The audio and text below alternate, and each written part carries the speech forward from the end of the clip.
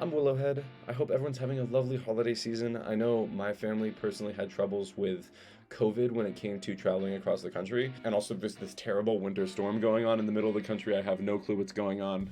I live on the West Coast sometimes. All in all, I'm looking forward to the new year, but in looking forward to the new year, I did want to go back and review all the songs that I released in 2022 and just give a little retrospective and some of my favorite things about them.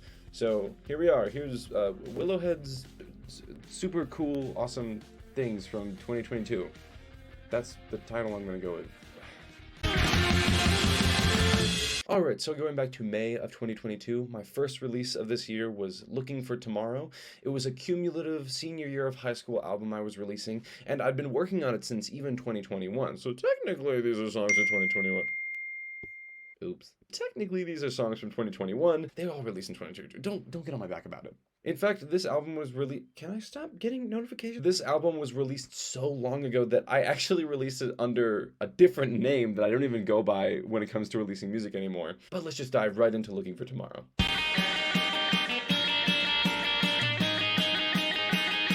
So the first song of the album, Senior Year, I was trying my best to make an energetic song because I have so much trouble doing energetic songs, and it was specifically about coming back to campus after the pandemic made us go to distance learning. My only issue with it is that it kind of suffers from production issues, and it's a sloppy recording, and like I have a bad habit of just being like, it's done, I'm just gonna get rid of it, and then just releasing it. I guess my favorite part of the song would have to be the chorus every time.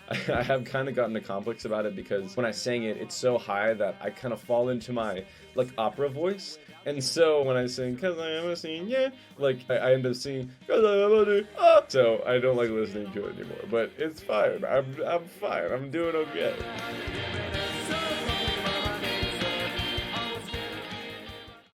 The next song on the album was called Podcast, and it was a joke, or not a joke, a comedy song I recorded, which features my friend Danny, which is a comment on how like guys will come together and they get bored, so they just decide to host a podcast. For this song, I had 1,000% piano help from a dear friend of mine, Kyle. He did all the composition for the piano, and I wrote the melodies and the lyrics, and he helped me put piano behind the whole thing because I wanted it to sound like a classic like musical theater song. Thank you, Kyle. That song turned out amazing, and I'm really, really happy about it. My favorite moment would have to be in the final chorus when Danny and I sing the final chorus, but we're split into two parts. It feels like I wanted to have like a big like kick line moment in the song, and I asked Kyle like, oh, can we make a kick line? He was like, yes, we can make a kick line. We'll start a podcast, and on our podcast, we can be great. So the next song of the album is called Stress of Mine. I wrote this song in the heat of a terrible, terrible homework week for me. I was so swamped in every class, and I believe I had like 2 tests to do. So it's specifically, I said specifically again, hold on.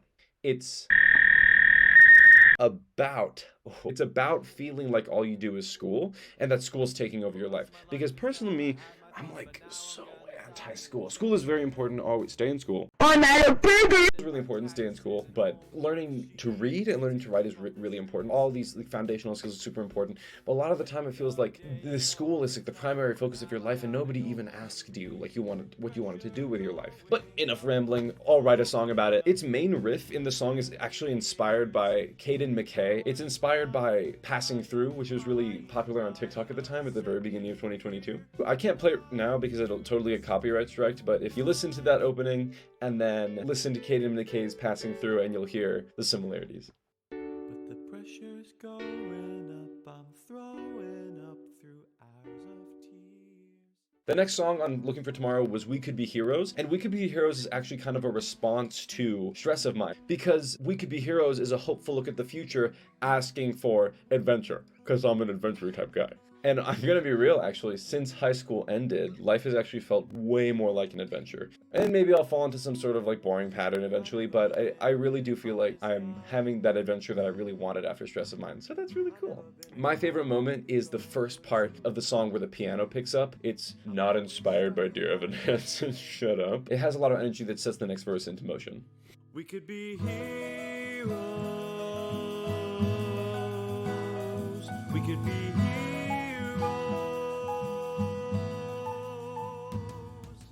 The next song on the album is one I've heard is many people's favorite. It's called Converse on the Beach. This song was a little fantasy I was writing about, and I love this idea of the summer fling.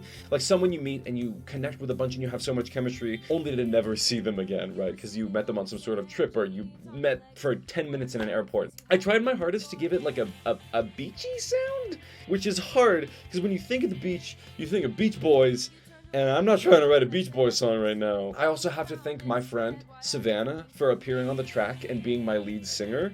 Her vocal talents are so appreciated, and casting directors, you should take a look at her, because she's in theater. My favorite part of the song has to be the drum fills in the bridge.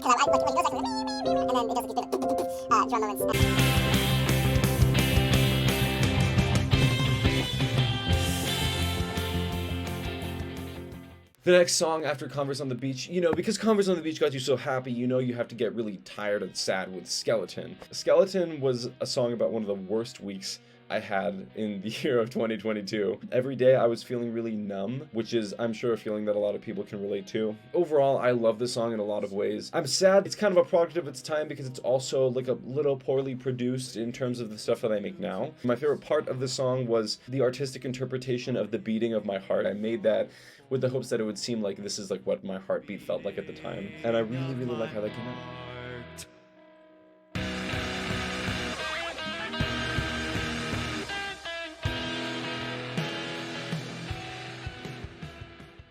The song after that is Small Fish, Big Pond. Small Fish, Big Pond is a song I co-wrote with an old friend of mine, and it was about their experience coming back to school from the pandemic and then going on to college. Us high schoolers who had high school interrupted and taken over a bit by the pandemic have such a strange experience, because I left as a sophomore in high school and I came back and I was the top dog at the school. It was a strange experience, and then immediately after that you get launched right off to college. My favorite moment in this song is when the bridge moves into the final chorus and that lyric that you've been hearing at the beginning of every chorus kind of changes meaning. For the previous choruses, it meant that you were a small fish in the big pond that was your high school, but in the final chorus, it's a small fish in a big pond that is the whole world rather than just a school. Small fish in a big pond. Everything I want is far beyond.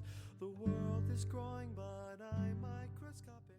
The next song after Small Fish Big Pond is Beautiful Boyfriend. And Beautiful Boyfriend is a song I wrote that starred a childhood friend of mine who is now a Broadway actress. It was a fantasy song I was writing. It was a breakup song that talks about not being able to let go of a person and letting them control you after they leave you. And I wasn't in the middle of a breakup at that time. I just felt like writing a breakup song. My favorite moment in the song is at the end of the bridge when Bella sings, "Now I don't need to," followed by the chorus, which makes it this triumphant, "Now I don't need to let you control me anymore." And again, thank you so much, Bella. I'm serious, I feel so unworthy of the fact that you said yes to performing in my song, because look where you are now. Holy crap. I don't need to spend all of my time waiting for you.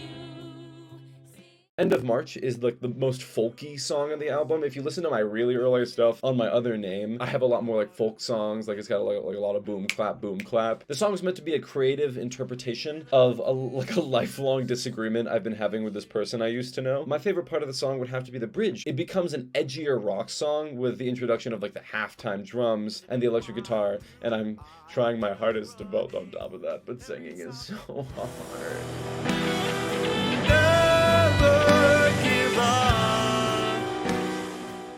The song after that would have to be Till the Shit Hits the Fan. It's a song I wrote and I produced with a dear friend of mine, Leandro. Hey, make sure to check out his music and his Instagram page here.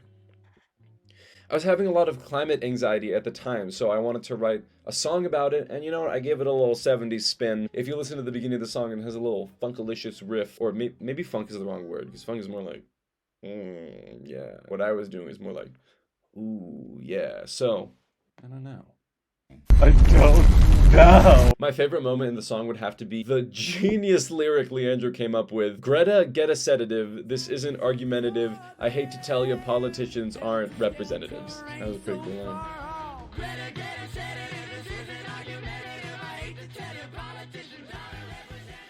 Responsible is a ukulele song I actually wrote in 2020, but I released it in 2022. It's about the same person that End of March is about, so you can see how long our lifelong feud has been. My favorite part has to be the bridge. The chords change a bit and reflect the lyrics. Specifically, as the high note in the chord descends, I say goodnight moon, and so anytime I'd play it, it'd always be like, oh, like this is the moon going now. Artist! Turn Signal Girl is the second and final song that Bella sings on the album. When I invited her over, the song wasn't done, so I actually got her help composing the song. So when you're listening to the melody, it's actually a melody that she decided would be good for her vocal range. So, little fun fact. Out of Bella's 2 songs in the album, Beautiful Boyfriend and Turn Signal Girl, it's actually my favorite because I'm more of a fan of rock. Beautiful Boyfriend, I was trying to imitate a little bit more like bedroom pop and like jazz styles, and I personally feel like Beautiful Boyfriend's really slow for my taste. Turn Signal Girl I had a lot more fun with. The only problem is that it did suffer from the fact that I produced it on an iPad, and so it, it's kind of a little sad and a little messy. Maybe I'll remaster it someday. I don't know, I'm busy. My favorite moment has to be Bella's awesome high note before the final chorus, because she just came up with that, and I was like, great, just do it. Hell yeah. Heck yeah.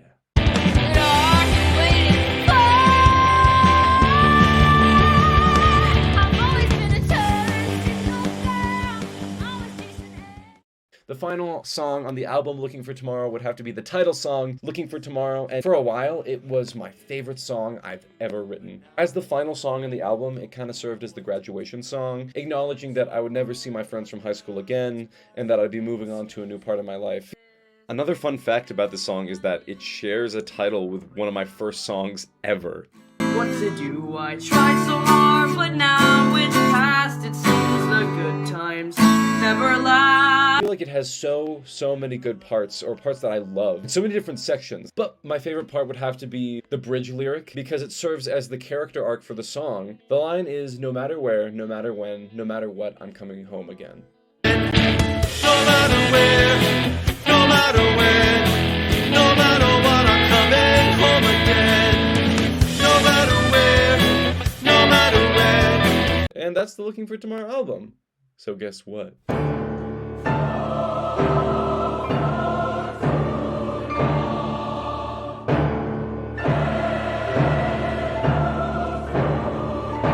My first single as Willow Head, who I am now, hence the green laptop and the green sweater, was called Sorry Isn't Enough. Sorry Isn't Enough was my first song back on a computer, because for 2 years before, I had a computer, but I had to return it because I was loaning it from someone. From there, I had to produce on an iPad, and that's why I have so many complaints about Looking for Tomorrow, but don't worry, the computer's back. And I'm just, wow, it made such a huge difference. The song sounds head and shoulders above the stuff from Looking for Tomorrow. This is a song where I was thinking about a person I was likely never going to see again, and I would have liked to say sorry to. My favorite moment has to be the ending. The only way that the end of that song can be done, during the final high note, you do these arms. Come on. Isn't enough. That's the only way to do it. The song I released after that would be Lobotomy, and Lobotomy stars, you guessed it, Leandro. Here's his socials and information in case you didn't catch it the first time, you freaking doofus. Go look at his stuff.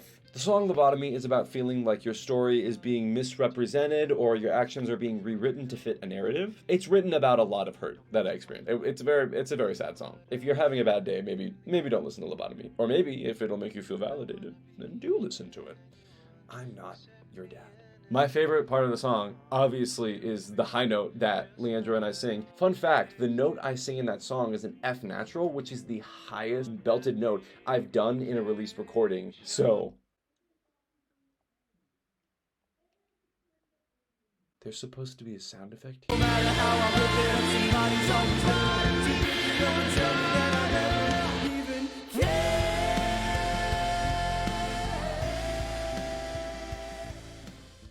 The single I released after that would be Willow Head. And I mean Willow Spaced Head, not Willow Head. That's one word. That's me. Willow Spaced Head is the song by me, Willow Head, no space. Get it? Willow Spaced Head, not Willow Head. And I don't mean Willow Spaced Head like the word willow and the word space and the word head. I mean Willow and then Willow Head is actually one of my favorite songs because it's extremely personal to me, because it serves as a representation of everything that being Willow Head means to me and everything that writing songs and producing them means to me. I love its surreal sound and like big orchestra level production in those final choruses. My favorite part has to be when the horns come in playing the Cool You With My Shade motif under the final chorus. I just like when all of those elements come together.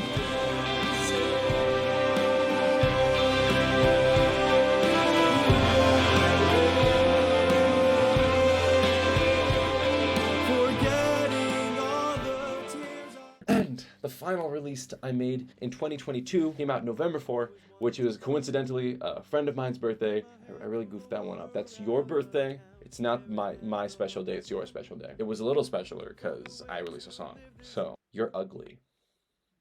What's wrong with me? Why did I say that? I don't, I'm not a mean person. It just came out. Ferry is a song that I wrote in an 80s style just because, the feelings were coming to me and I had a good hook going in my digital workspace. And my favorite part has to be just the entire chorus. I sang it to myself when I was in a practice room at one point and I was like, this is gonna be insane. My favorite chorus is the last one where I do the big accents on my favorite lyric of the entire song.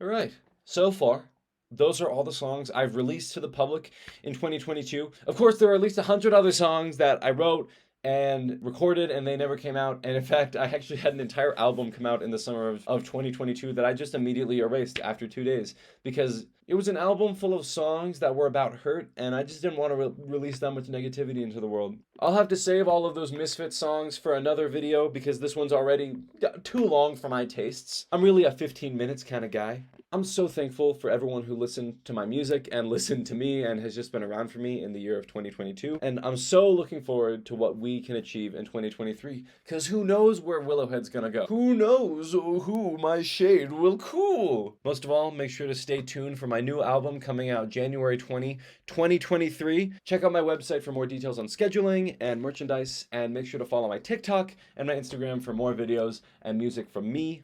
And on top of that, I'd be so thankful if you subscribe to this account because this is where I release covers of my songs, covers of other songs, music videos, question mark. So go ahead and subscribe to this account. I would be so thankful. Have a lovely New Year's. Thank you for sticking around and make sure to stay awake, my friend.